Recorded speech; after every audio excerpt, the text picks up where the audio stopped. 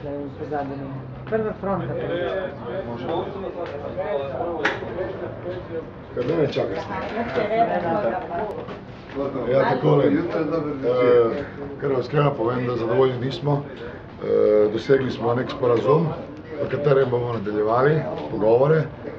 Dobili smo en lep rok od 30 dni. V teh 30 dneh pričakujem, da bo uprava izpolnila svoje obljube in sodelovala z nami, ker v nasprotnem se podpisali smo, da jutri začnemo delati, da naše podjetje in Luka Koper seveda ne bi trpelo, naši fanti, kajti cilj nam je to rešiti in skupaj. Ja, nažalost je prišlo na koncu ven s 5%, seveda to je samo za sporazum. Tarifa dela, da bi se podoločila v tem času? Ja, imamo 30 dni zdaj rok.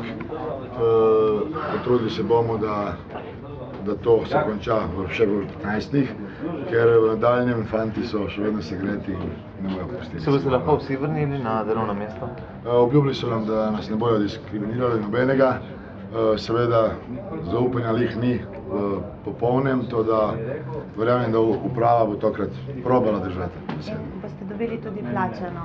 Ja, čisto vse je poplačano in v glavnem najbolj pomembno je to, da je upor od strani delavcev IPS bil upravičen.